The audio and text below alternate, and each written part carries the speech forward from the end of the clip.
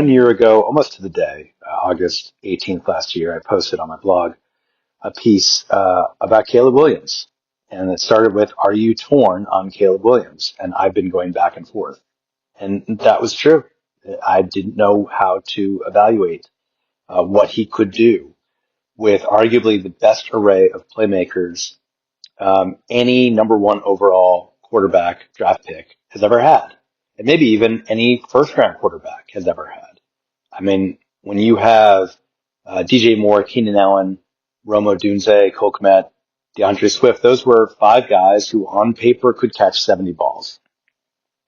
And normally rookie quarterbacks, especially on teams that are quote unquote bad enough, and obviously, the Bears had a great nucleus and they were able to secure the number one pick with a strong nucleus, which is sometimes a coup, but you blame the Panthers for that.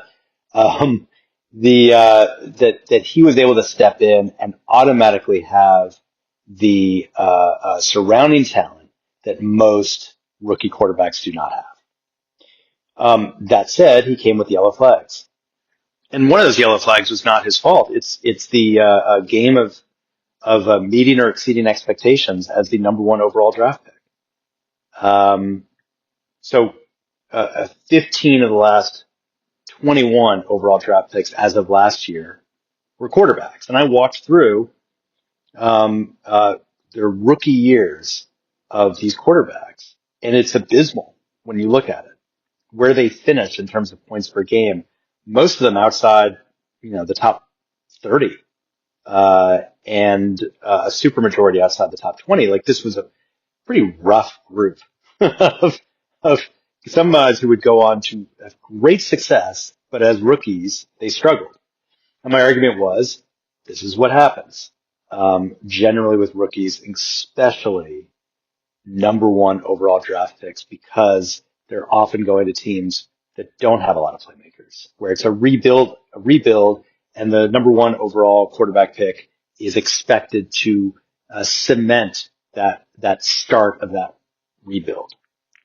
That's tough to do. I mean, just ask Bryce Young, who fortunately still has a job, but if not for a strong finish last year, might not, after being the number one overall pick in 2023.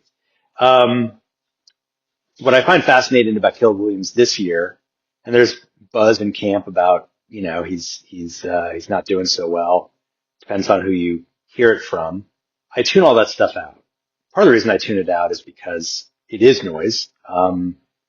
I remember a time when rookie Jamar Chase supposedly had trouble picking up the ball because of the stripes on the ball, and people thought that, he was going to struggle. And you can overthink this stuff, and it's a waste of time, and also can be counterproductive. But I'm struck by the fact there's these parallels of Jared Goff and Caleb Williams. Jared Goff, also a former number one overall pick, terrible rookie year. He started 7 games. He finished with like 1,000 passing yards and more interceptions than passing touchdowns. Like, it was a pretty inauspicious opener for Goff. And if you think about it, when he got traded from the Rams to go to Detroit, that first year when Matthew Stafford and the Rams win the Super Bowl and Goff plays kind of mediocrely, however you use that adverb, mediocrely on the Lions. And there was concern. There were serious questions about whether or not Goff could be the guy in Detroit long term. Did the Lions just make the biggest mistake, trading away Stafford and getting Goff? That was a major question coming out of the 2021 season, especially after we saw what the Rams did by winning the Super Bowl. And what happens? Ben Johnson gets elevated to offensive coordinator, and Goff proceeds to take off. What Goff has done the last 3 seasons is remarkable, and you give a lot of credit to, obviously, the surrounding playmakers that he has. He has an incredible array of talent around him. And you could argue that his high interception rate is egregious, given that he has all that talent. But the fact is, he has been a very, very good fantasy player with that surrounding talent and with Ben Johnson running the offense. So now we've got Ben Johnson shifting to head coach for the Bears. And there's, not surprisingly, some hiccups in camp.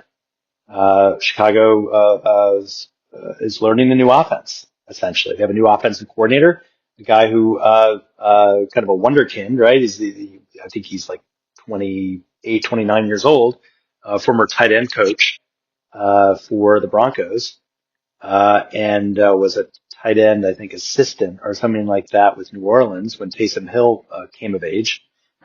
And so, he could be terrific. We just don't know a lot about him. We do know about Ben Johnson. We do know that what he did in Detroit, had an impact. We could argue that.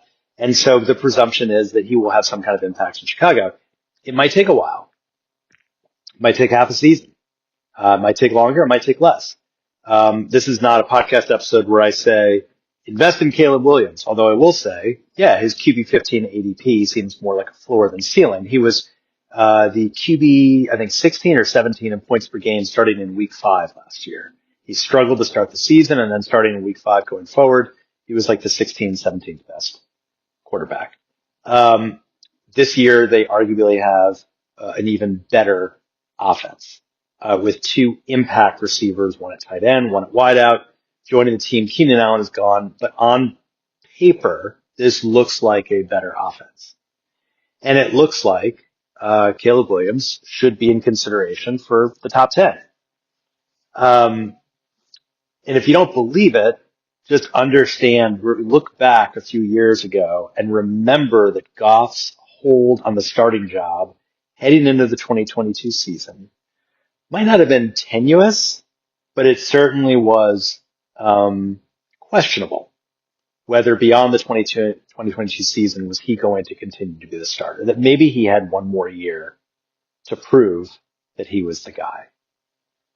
Caleb Williams doesn't have one more year. He presumably has a full 3 years. I mean, they invested a number 1 overall pick.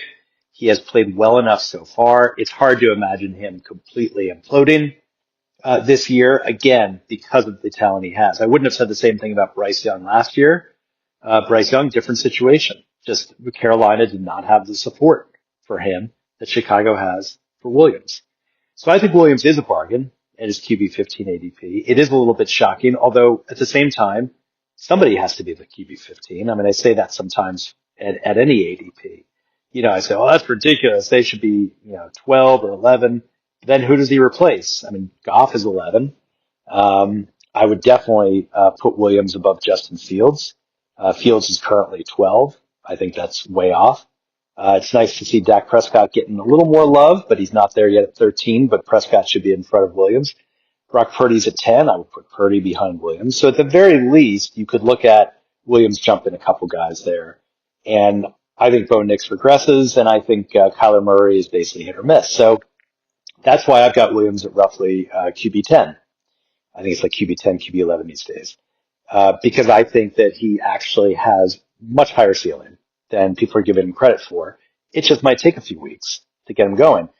It would be wise, I think, if you do not draft him, to watch those first 2 or 3 games and be prepared to buy low, especially in a Superflex league. That's an easy call. But even in a deep 1 QB league, I mean, look, their first game's against the Vikings, and the next game is in Detroit. The 2 fairly tough games, and then they face the Cowboys that could go either way. There is a path where the Bears start 0-3, and it wouldn't shock too many people. I think the Bears probably will start 2-1 if I had to bet on it. I think they'll win their first 2 home games, but there is a decent chance that Caleb Williams is slow out of the gate, and if that happens, don't think that he's the QB 20 or QB 24. That is not how this team is built. That is not how he is built. I think he's a far better quarterback than that. It just might be that it'll take a little while for him to get going with the new coaching staff. BJ Riddell, Fantasy Football for Winners. Follow me on the blog. Email me anytime. Sign up for reports. Text anytime. Rankings. Whatever you want. I'm here. See you tomorrow.